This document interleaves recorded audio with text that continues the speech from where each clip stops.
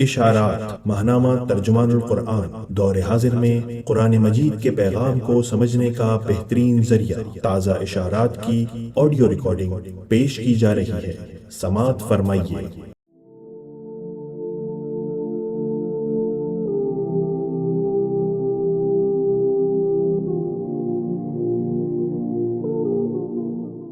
بسم اللہ الرحمن الرحیم۔ اشارات۔ موضوع: بدل دو نظام تحریک، اہداف اور لائحہ عمل۔ تحریر: حافظ نعیم الرحمن، امیر جماعت اسلامی پاکستان۔ ماہنامہ عالمی ترجمان القرآن، دسمبر 2025۔ الحمدللہ جماعت اسلامی پاکستان کا ملک گیر سطح پر اجتماع عام 21 تا 23 نومبر 2025 لاہور میں منعقد ہوا۔ اس اجتماع میں لاکھوں مرد و خواتین، بزرگوں، نوجوانوں اور بچوں نے شرکت کی اور ایک بڑی تعداد آن لائن اس کی کارروائی کی سماعت سے وابستہ رہی۔ اس موقع پر جن بہت سے امور کی طرف متوجہ کیا گیا، ان میں سے چند پہلوؤں کی طرف یہاں پہ متوجہ کیا جا رہا ہے۔ مولانا مودودی رحمۃ اللہ علیہ نے ہمیں یہ بات قرآن و سنت سے اخذ کر کے بتائی اور سمجھائی کہ اقامت دین کی جد و جہد ہر مسلمان پر لازم ہے۔ اللہ کا شکر ہے کہ ہمیں اس جد و جہد کے لیے تحریک اسلامی کی صورت میں یہ اجتماعیت مل گئی۔ ہماری زندگی کا مقصد اللہ رب العالمین کے دین سے وابستہ ہو کر اس کی سربلندی اور اس نظام کو غالب کرنے کے لیے آخری دم تک جد و جہد کرنا ہے۔ اقامت دین کی اس جد و جہد کے ذریعے جب ہم پورے نظام کو بدلنے جیسا بڑا کام لے کر اٹھے ہیں تو اس میں پہلی بات یہ ہے کہ وہ سب لوگ جو اس کار عظیم سے وابستہ ہیں وہ نماز کو قائم کریں، یعنی نمازوں کو پابندی سے اور نماز کی روح کے مطابق ادا کریں۔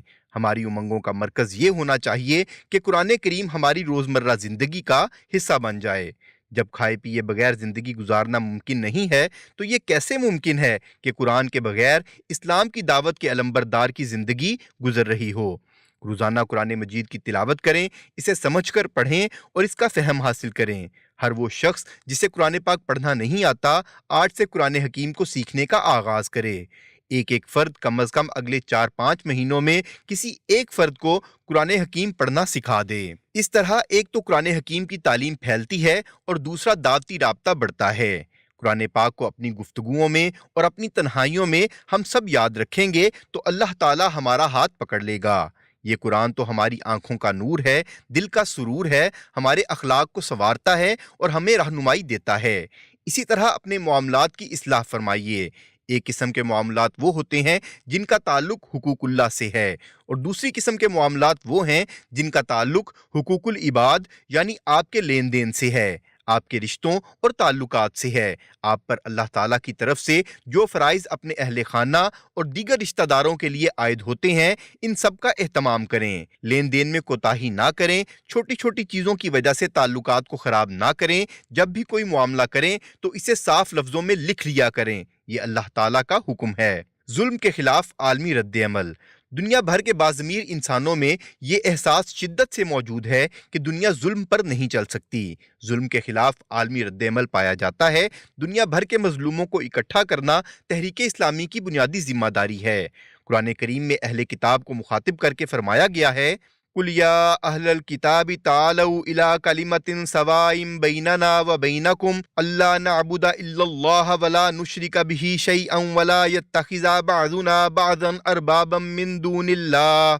اے نبی صلی اللہ علیہ وسلم کہو، اے اہل کتاب، آؤ ایک ایسی بات کی طرف جو ہمارے اور تمہارے درمیان یکساں ہے، یہ کہ ہم اللہ کے سوا کسی کی بندگی نہ کریں، اس کے ساتھ کسی کو شریک نہ ٹھہرائیں اور ہم میں سے کوئی اللہ کے سوا کسی کو اپنا رب نہ بنا لے۔ اس لیے دنیا بھر کے مظلوموں اور مجبوروں کو، موجودہ نظام کے ستائے ہوئوں کو، چاہے وہ مسلمان ہوں یا غیر مسلم، ہماری دعوت میں اتنی طاقت ہے کہ ہم انہیں اپیل کریں اور انہیں اپنے ساتھ جوڑتے چلے جائیں، کیونکہ امت مسلمہ کو قرآن کریم میں امت وسط کہا گیا ہے۔ اسی طرح مقامی حالات، مسائل اور مشکلات سے واقفیت ہماری ذمہ داری ہے۔ جماعت اسلامی ہر سطح پر پائے جانے والے ظلم کے خلاف آواز اٹھائے گی، لیکن جماعت اسلامی اور دوسروں میں ایک بنیادی فرق ہے کہ ہم اس راستے پر چلتے ہوئے قوم پرست نہیں بنیں گے۔ ہمارے لہجے میں نفرتیں نہیں ہوں گی، ہم آبادیوں کو تقسیم نہیں کریں گے، ہم بلوچستان کو پنجاب اور پنجاب کو خیبر پختونخوا اور سندھ سے نہیں لڑائیں گے۔ ہم پاکستان سے شکوہ کیوں کریں؟ پاکستان پہ تو چند عاقبت نااندیش طبقوں کا قبضہ ہے۔ پاکستان لا الہ الا اللہ محمد الرسول اللہ کے نام پر بنا ہے اور پاکستان کے 25 کروڑ عوام کا ہے۔ یاد رکھیے، جہاں عدل نہیں ہوتا وہاں محرومی پیدا ہوتی ہے۔ نفرت لوگوں، قومیتوں یا علاقوں سے نہیں بلکہ نفرت ظلم کے نظام سے ہونی چاہیے۔ ہمارے کسی رویے سے پاکستان پر کوئی حرف نہیں آنا چاہیے۔ جماعت اسلامی کے طریقہ کار کے مطابق ہی ہم اپنے مقامی مسائل اور مشکلات کو اجاگر کریں گے۔ در حقیقت حق اور سچ اور عدل کی بنیاد پر ہی بات ہونی چاہیے۔ لاہے عمل اور اہم اہداف۔ اسی مقصد کے لیے ہم نے بدل دو نظام تحریک کا آغاز کیا ہے۔ اس کا لاہے عمل اور اہم اہداف درج ذیل ہیں۔ آزاد خارجہ پالیسی۔ ہم یہ چاہتے ہیں کہ پاکستان کی خارجہ پالیسی آزاد خارجہ پالیسی ہو۔ ہم دنیا کی قوموں کے ساتھ دوستی کریں گے تو عزت اور احترام کے ساتھ۔ کشمیر ہماری شاہرگ ہے۔ پاکستان کی حکومت پر ہم زور دیتے ہیں کہ وہ اپنا فریضہ انجام دے۔ پورا پاکستان کشمیریوں کا بیس کیمپ ہے، صرف آزاد کشمیر بیس کیمپ نہیں ہے۔ اس مسئلے کو حل کرنے کے لیے اقوام متحدہ کی قراردادیں موجود ہیں جن کے مطابق کشمیریوں کو حق خود ارادیت دیا جائے۔ اس مطالبے سے ہم 1 انچ پیچھے نہیں ہٹیں گے۔ ثالثی کی باتیں کرنے والوں سے ہم کہتے ہیں کہ کشمیر پر ثالثی تسلیم کرنے کا مطلب مسئلہ کشمیر کو دفن کرنے کے ہم مانی ہوگا، اس لیے اس راستے کا کسی کو سوچنا بھی نہیں چاہیے۔ اہل کشمیر کی اخلاقی، سفارتی اور ہر ممکن مدد کرنا ہماری ذمہ داری ہے۔ فلسطین کا مسئلہ ہمارے لیے ایمان کا مسئلہ ہے۔ ہم اہل فلسطین کے لیے کسی 2 ریاستی حل کو تسلیم نہیں کرتے۔ فلسطین کے حوالے سے ہم اقوام متحدہ میں صدر ٹرمپ کی طرف سے پیش کردہ قرارداد کو اور نام نہاد ابراہیم اکارڈ کو قبول نہیں کرتے۔ اسی طرح غزہ میں کسی بھی صورت میں پاکستان کی فوج نہیں بھیجنی چاہیے۔ پاکستان کا اصولی موقف قائد اعظم محمد علی جناح رحمہ اللہ سے لے کر آج تک واضح طور پر ایک ہی ہے کہ فلسطین ایک ریاست ہے اور اسرائیل کو ہم ناجائز قبضہ سمجھتے ہیں اور اس کے لیے وہاں پر کسی علاقے میں ریاست قائم کرنے کا کوئی حق نہیں ہے۔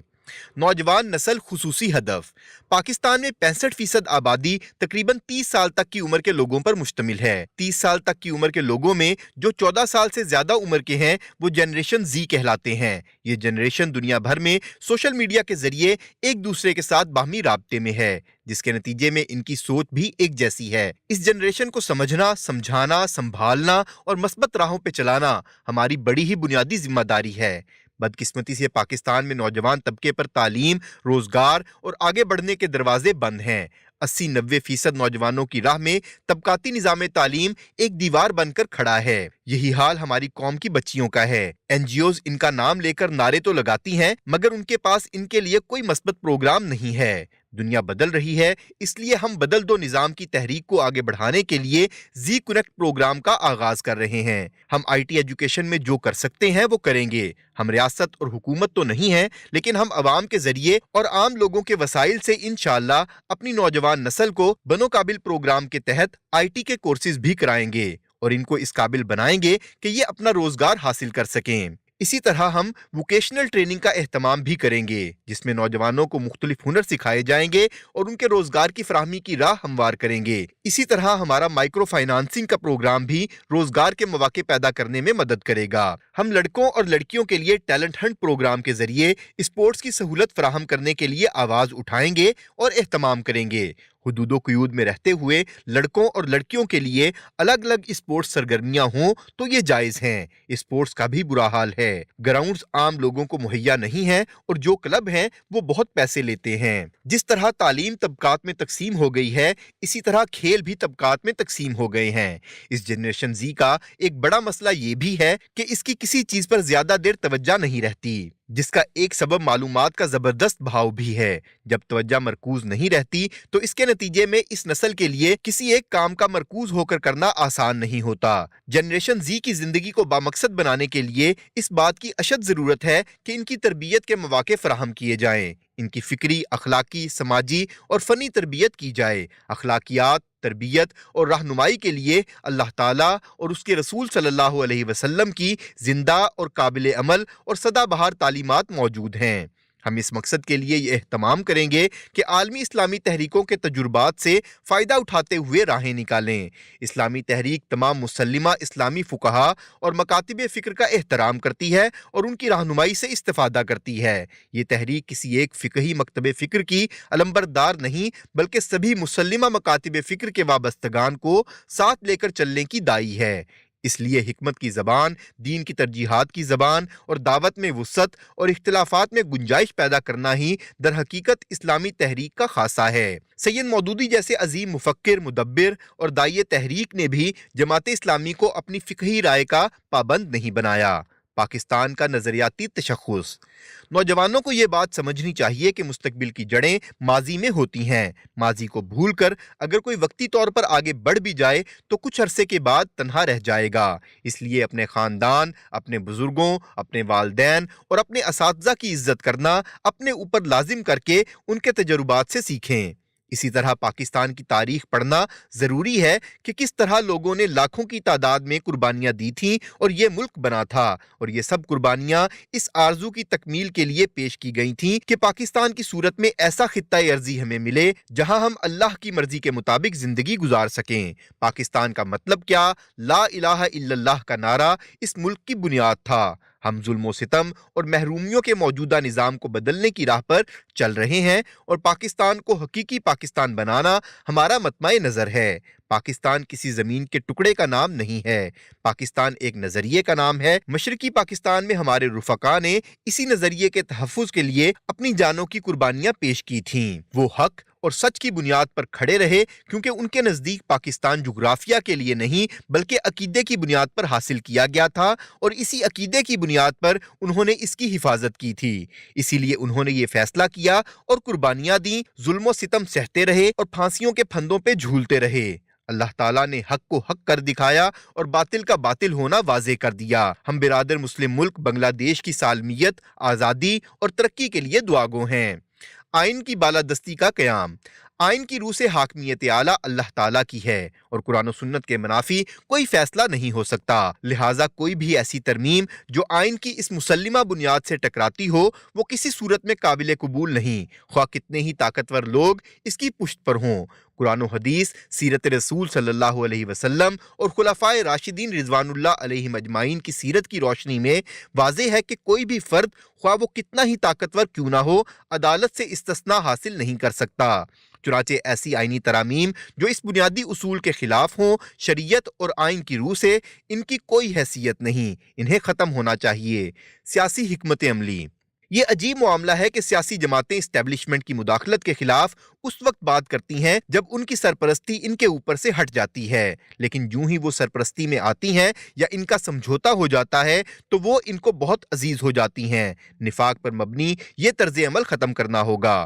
ہم یہ بھی واضح کر دیں کہ ہمارے ہاں سیاسی اتحادوں کی ایک طویل تاریخ ہے۔ ہم نے ملک و ملت کے مفاد میں سیاسی اتحادوں میں بھرپور کردار ادا کیا ہے، لیکن سیاسی جماعتوں نے ہمیں دھوکہ دیا ہے۔ اب ہم مزید کسی دھوکے میں نہیں آئیں گے۔ تاریخ کے اس سبق کے نتیجے میں ہماری پالیسی یہ ہے کہ ہم اتحاد کریں گے، مگر عوام سے اور عوام کے مختلف طبقات سے، نوجوانوں سے، مزدوروں سے، کسانوں سے، انجینئروں سے، ڈاکٹروں سے اور علماء سے۔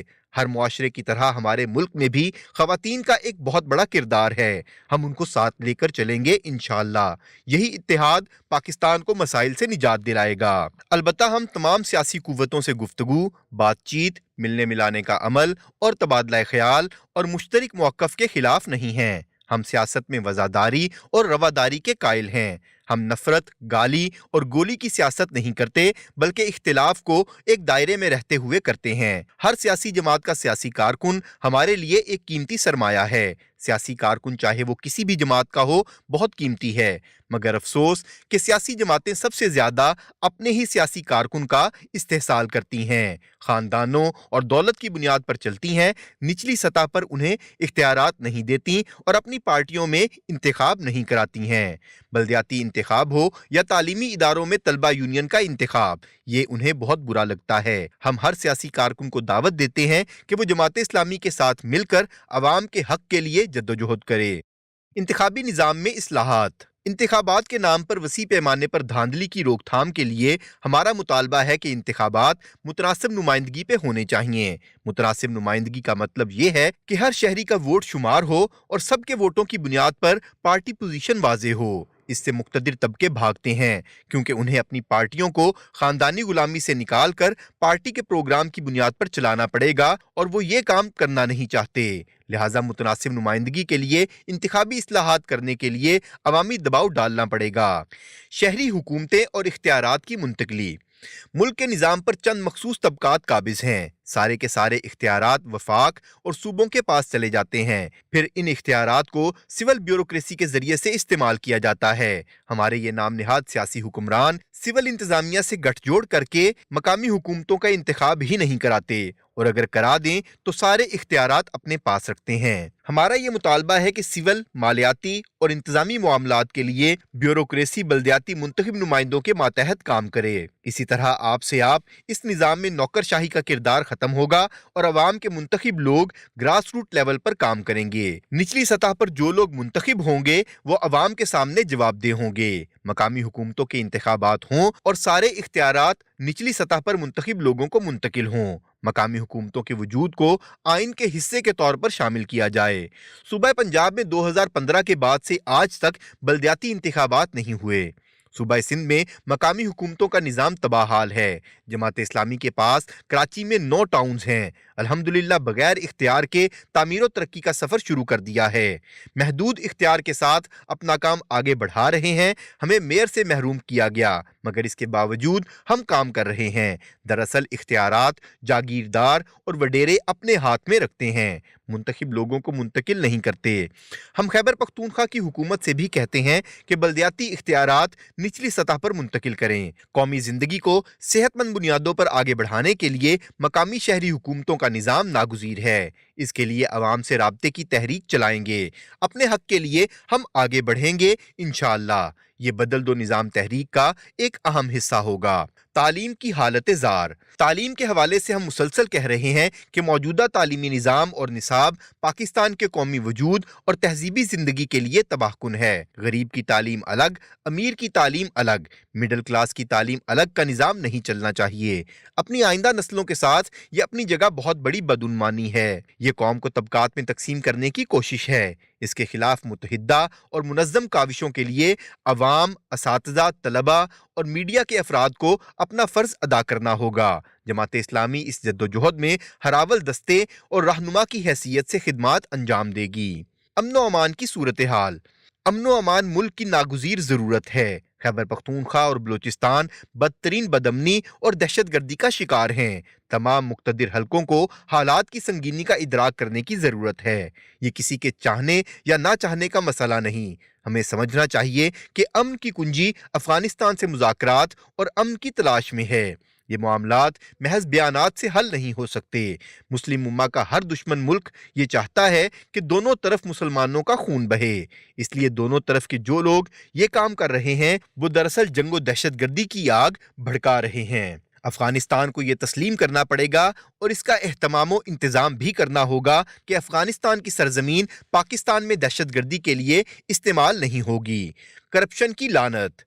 ملک میں کرپشن، بدعنوانی، اقربا پروری اور لوٹ مار کا چلن عام ہے۔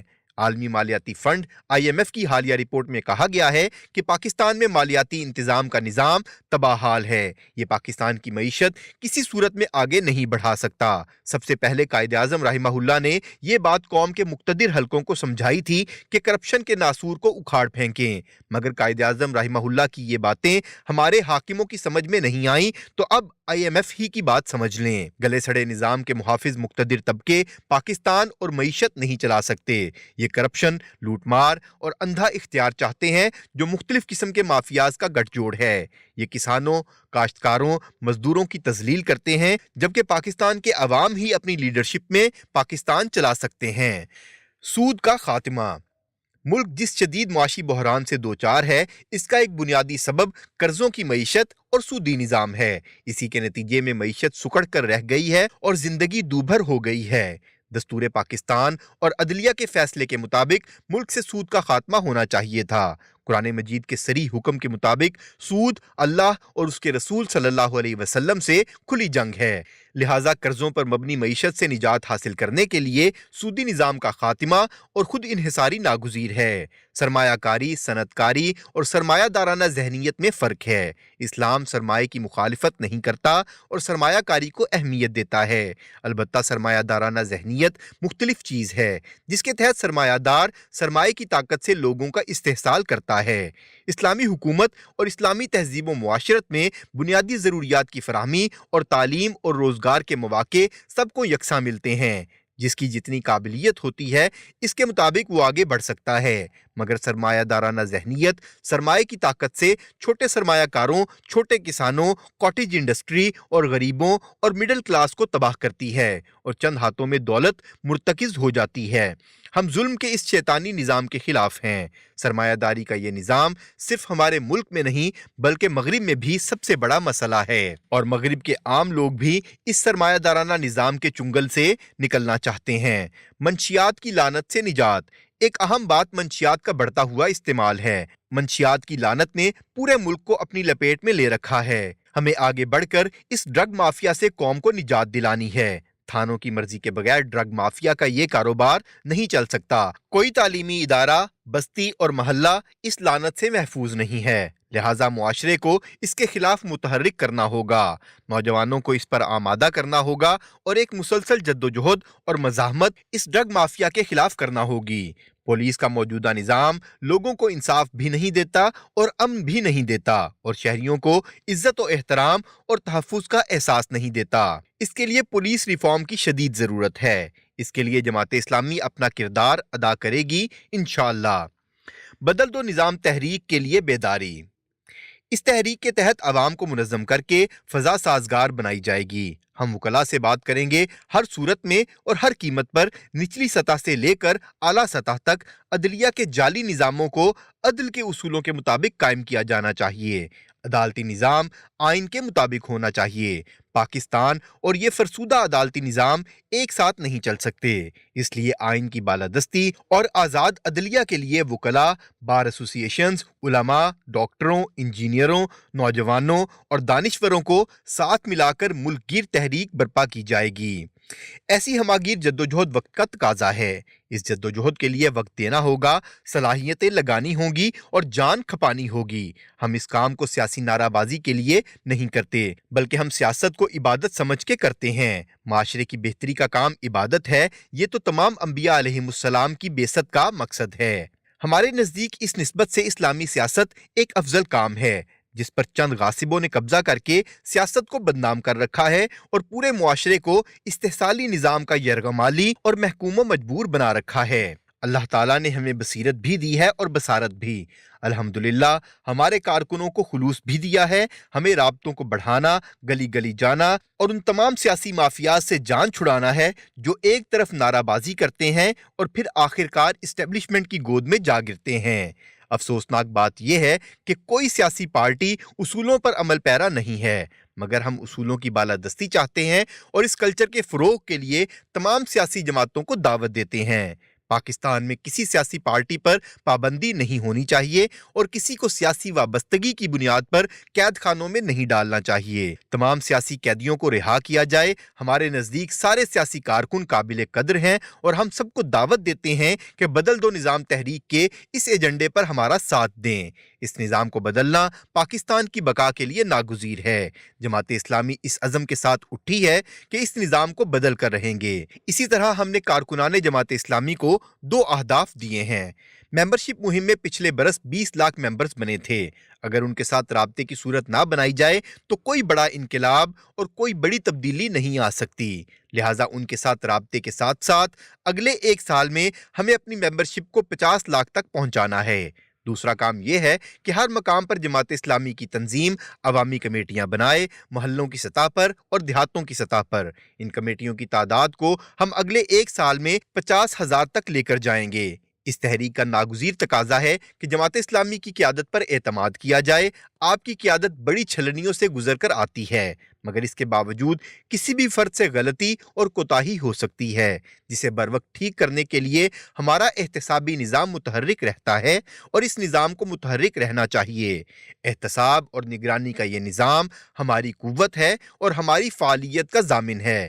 ہماری کوششوں، کاوشوں اور جدوجہد کا مقصد رضائے الہی کا حصول ہے۔ اس لیے ہمیں سیسا پلائی ہوئی دیوار بن کر منزل کی طرف گامزن رہنا ہے اور ہمہ وقت رب کریم سے مدد اور رہنمائی کے لیے دعا کرتے رہنا ہے۔